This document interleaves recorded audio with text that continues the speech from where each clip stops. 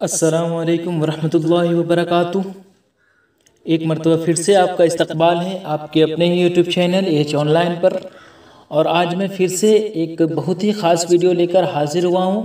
और आज की इस वीडियो में हम पढ़ने वाले हैं हिस्सा शायरी में जो 6 गज़लें आपको पढ़नी हैं, जिसमें से 2 गज़लें मिर्ज़ा असदुल्ला खां गालिब की थी जिसे मैं पिछले वीडियो में बता दिया था। और आज की इस वीडियो में मैं आपको बताने वाला हूँ यगाना चंगेज़ी की जो 2 गज़लें हैं। एक है अदब ने दिल के तकाज़े उठाए हैं क्या क्या, हवस ने शौक़ के पहलू दबाए हैं क्या क्या।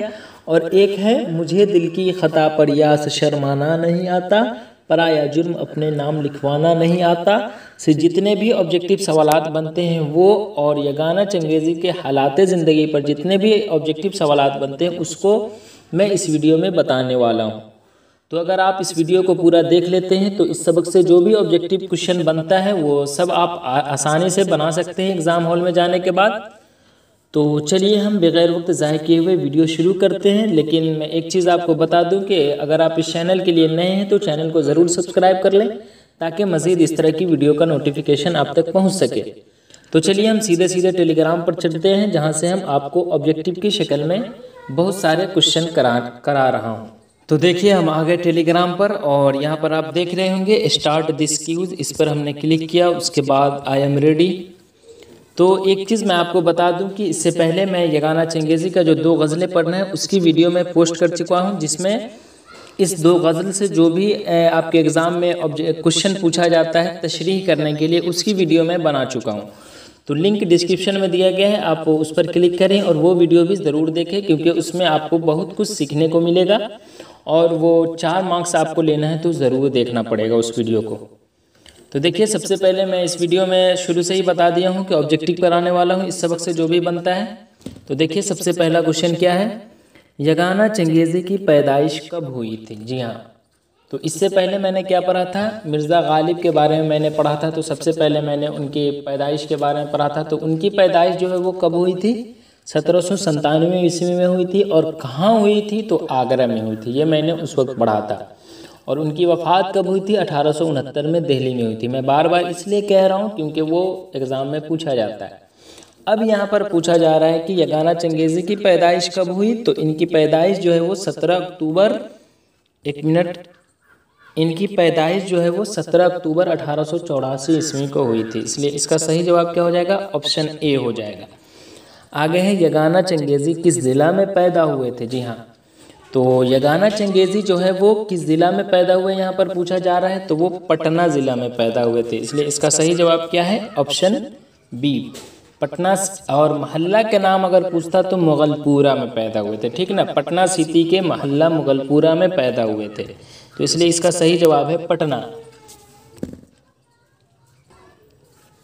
उसके बाद है सवाल नंबर 3 में यगाना चंगेज़ी किस मोहल्ला में पैदा हुए। जी हाँ, मुगलपुरा, सब्ज़ी बाग, अजीमाबाद या फिर शरीफ कॉलोनी। तो अभी जस्ट मैं आपको बताया हूँ कि यगाना चंगेज़ी जो है वो पटना सिटी के मुगलपुरा में पैदा हुए थे। इसलिए इसका सही जवाब है ऑप्शन ए। आगे देखिए सवाल नंबर 4 में क्या है, यगाना चंगेज़ी का असली नाम क्या है। जी हाँ, तो इनका असली नाम क्या है, मिर्ज़ा वाजिद हुसैन यास यगाना चंगेज़ी इनका कुल पूरा नाम है। और यहाँ पर असली नाम यहाँ पर पूछा जा रहा है तो ऑप्शन में देख लीजिए, साजिद है तो साजिद होगा नहीं, माजिद नहीं होगा, फरहतुल्ला नहीं होगा, तो क्या हो जाएगा, वाजिद हो जाएगा, यानी ये हो जाएगा, ठीक ना, ऑप्शन ए। आगे देखिए सवाल नंबर 5 में है यगाना चंगेज़ी पहले क्या तखल्लुस करते थे। देखिए मिर्ज़ा असदुल्ला खां गालिब पहले क्या तखल्लुस करते थे, तो असद तखल्लुस करते थे। और बाद में क्या तखल्लुस रखने लगे, तो वो गालिब तखल्लुस रखने लगे। उसी तरह यहाँ पर भी है, यगाना चंगेज़ी पहले क्या तखल्लुस रखते थे और बाद में, यानी इनका भी 2 तखल्लुस है। तो पहले क्या तखल्लुस रखते थे, तो इनका पूरा नाम सबसे पहले क्या है, मिर्ज़ा वाजिद हुसैन यास यगाना चंगेज़ी। तो यास जो है वो पहले वो रखा करते थे, इस तरह से मिर्ज़ा असदुल्ला खां गालिब असद रखा करते थे, उसी तरह यगाना चंगेज़ी जो है वो यास रखा करते थे। इसलिए इसका सही जवाब है ऑप्शन ए। आगे देखिए यगाना चंगेज़ी के वालिद का क्या नाम था। तो इनके वालिद का क्या नाम था यहाँ पर पूछा जा रहा है। तो इनके वालिद का नाम जो है वो मिर्ज़ा ग़ुलाम हुसैन और उर्फ मिर्ज़ा प्यारे साहब था। तो यहाँ पर इनके वालिद साहब का नाम पूछा जा रहा है तो देख लीजिए ऑप्शन में कहाँ है, मिर्ज़ा ग़ुलाम हुसैन, ये रहा। तो इसलिए इसका सही जवाब है ऑप्शन ए। आगे देखिए सवाल नंबर 5 में यगाना चंगेज़ी के वालिद का उर्फी नाम क्या था। तो अभी जस्ट मैं आपको बताया हूँ कि इनके वालिद का नाम मिर्ज़ा ग़ुलाम हुसैन उर्फ मिर्ज़ा प्यारे साहब था। तो प्यारे आया ना ये, तो इसलिए इसका सही जवाब है ऑप्शन ए। आगे देखिए सवाल नंबर 8, यगाना चंगेज़ी की इब्तदाई तालीम किनके मदरसे में हुई। जी हाँ, इनकी जो शुरुआत में जो ये तालीम हासिल किए थे वो किनके मदरसे में तालीम हासिल किए थे, ये पूछा जा रहा है।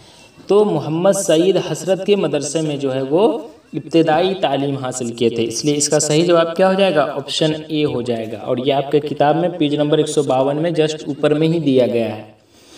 आगे है यगाना चंगेज़ी किसके शागिर्द थे। देखिए अब यहाँ पर इस साल ये एग्ज़ाम में पूछा गया था और मैं बच्चों को बताया था जिगर मुरादाबादी, ठीक ना।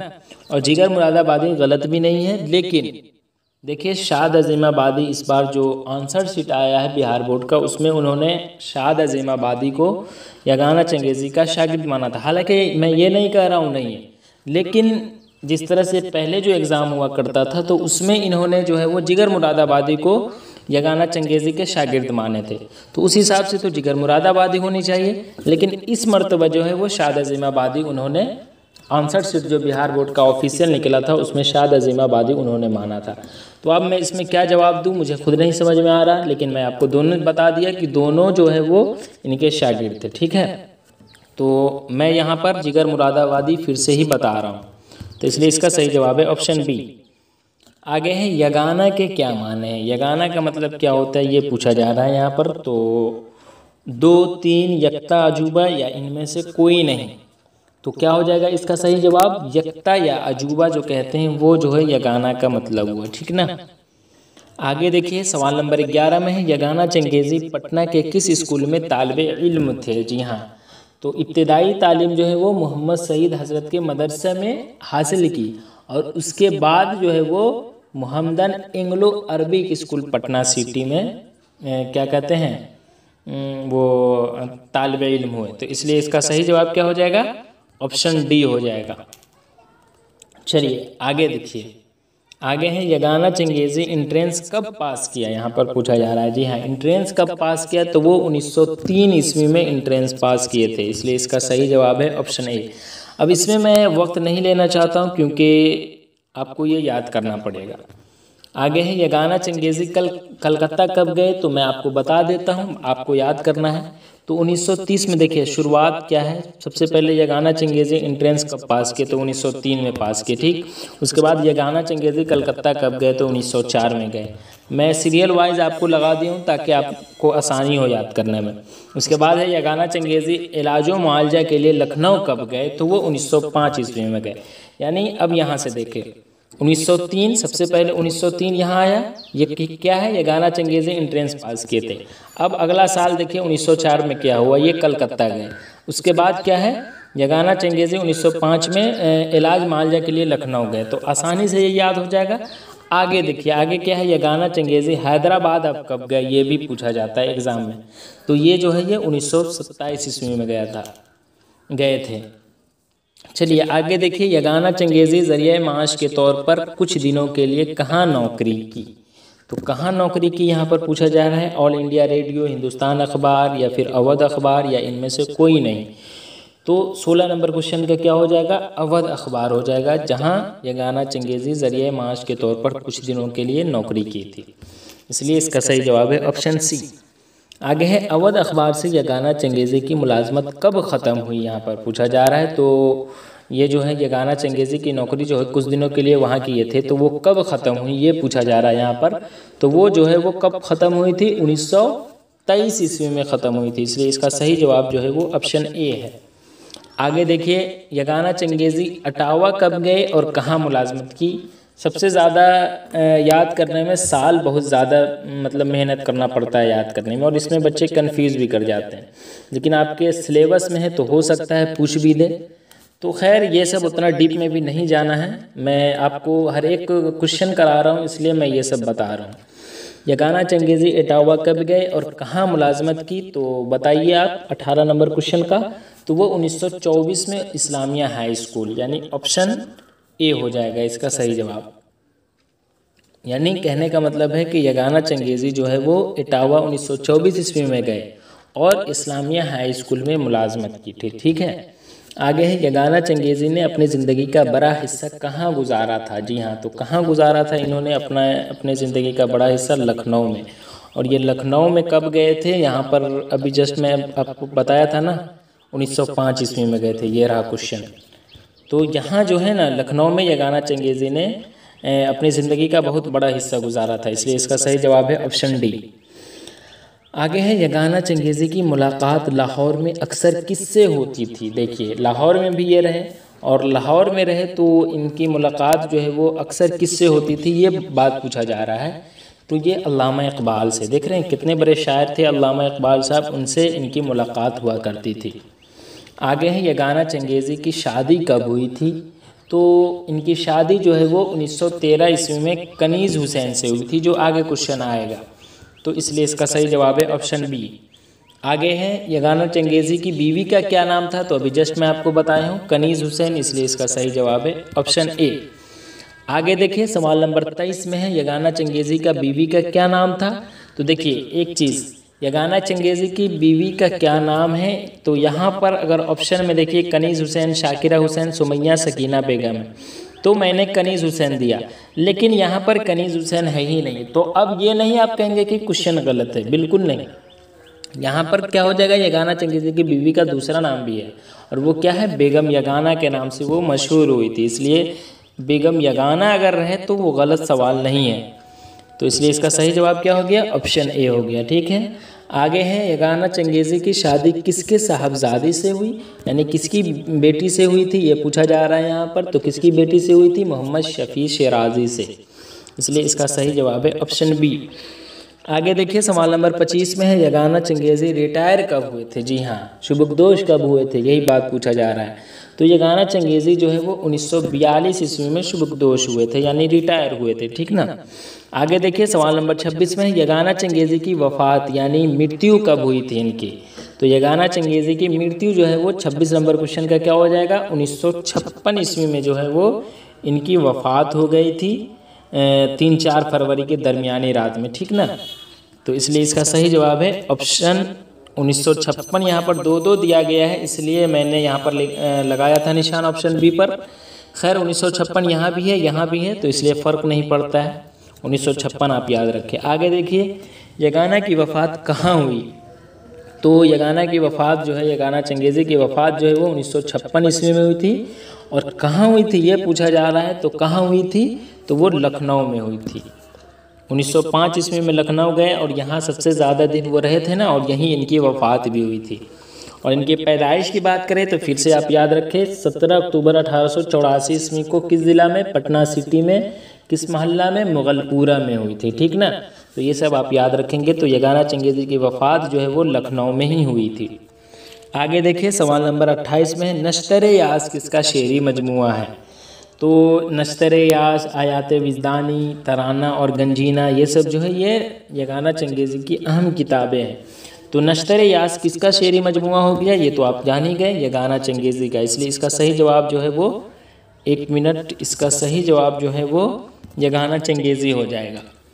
चलिए आगे देखिए आयात विजदानी के तख्लीकार कौन है। तो अभी जस्ट मैं आपको बताया हूँ कि नश्तर-ए-यास, आयात विजदानी या तराना और गंजीना, ये सब जो है ये यगाना चंगेज़ी की किताब है, इसलिए यगाना चंगेज़ी हो जाएगा इसका ऑप्शन सी। आगे देखिए सवाल नंबर 30 में क्या है, पहाड़ काटने वाले। देखिए अब आ गए शेर से।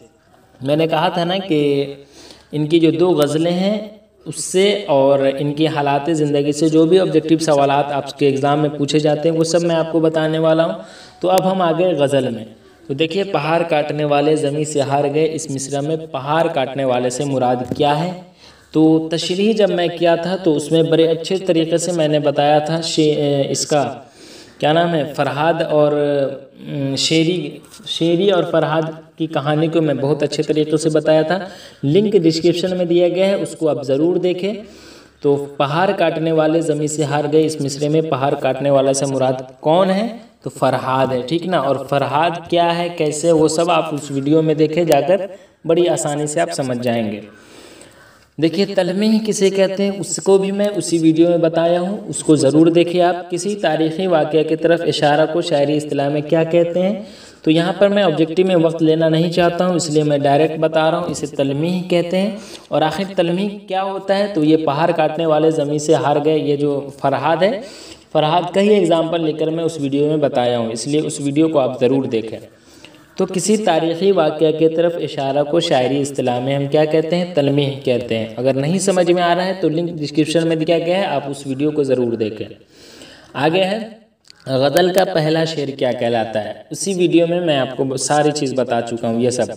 तो गज़ल का पहला मिसरा, पहला शेर को क्या कहते हैं यहाँ पर पूछा जा रहा है, तो 32 नंबर का क्या हो जाएगा, आप बताइए हमें। बहुत बच्चे यहाँ पर कंफ्यूज करते हैं। तो पहला में क्या आता है, पहला पे है लाम अलिफ आता है ना, तो लाम आया ना इसमें, तो उसमें भी मतला में भी लाम है। देखिए इसी तरह आप याद रखेंगे, लाम आया पहला में और मतला में भी लाम आता है, तो इसलिए गज़ल के पहले शेर को क्या कहते हैं, मतला कहते हैं। ठीक है, जिसमें लाम हो, पहला में लाम है और मतला में भी लाम है, इसलिए पहला हो गया। इसी तरह आप याद रखें। और गज़ल के आखिरी शेर जिसमें शायर अपना तखल्लुस इस्तेमाल करता है, उसे क्या कहते हैं यहाँ पर पूछा जा रहा है, तो उसे क्या कहते हैं हम। 33 नंबर क्वेश्चन का क्या हो जाएगा, तो मक्ता कहते हैं। या फिर सीधा क्वेश्चन रहेगा गज़ल के आखिरी शेर को क्या कहते हैं, तो उसे मक्ता कहते हैं। तो मतला मक्ता में बच्चे कंफ्यूज करते हैं। तो पहला में लाम है और मतला में लाम है, तो ये तो पहला हो गया, कन्फ्यूज़न ख़त्म। अब मक्ता बच गया तो उसे आखिरी हो गया। तो यही तो चीज़ आपको है, कन्फ्यूज़न रही कहाँ। तो गज़ल के आखिरी शेर को हम क्या कहते हैं, मक्ता कहते हैं। ठीक है, आगे देखिए सवाल नंबर 34। मुझे दिल की ख़ता पर यास शर्माना नहीं आता, पराया जुर्म अपने नाम लिखवाना नहीं आता। शेर के मिसरों में शर्माना और लिखवाना क्या है। जी हाँ, तो 34 नंबर क्वेश्चन का क्या हो जाएगा, काफिया हो जाएगा। देखिए, और मैं बार बार कह रहा हूँ, वहाँ पर मैं अच्छे से बताया हूँ, यहाँ पर वक्त लेना नहीं चाह रहा हूँ, इसलिए उस वीडियो को ज़रूर देखें। तो यहाँ पर क्या हो जाएगा, काफिया हो जाएगा। ठीक ना, शर्माना और लिखवाना दोनों काफिया है, और काफिया कैसे हुआ उस वीडियो को आप देखें। चलिए आगे देखिए सवाल नंबर 35। गज़ल के अशार में जो लफ्ज़ बार बार आता है उसे क्या कहते हैं, तो उसे हम रदीफ़ कहते हैं। और उसको प्रैक्टिकल करके मैं उस वीडियो में बताया हूँ, आप जाकर उस वीडियो को देखें। तो चलिए आज के लिए बस इतना ही। वीडियो कैसे लगी आप कमेंट में ज़रूर बताएं, और ये वीडियो अपने दोस्तों तक भी ज़रूर शेयर करें ताकि वो भी इस वीडियो से फ़ायदा उठा सके। तो चलिए आज के लिए बस इतना ही। इंशाअल्लाह फिर मैं एक बहुत ही ख़ास वीडियो के साथ आऊँगा, तब तक के लिए खुदा हाफिज़।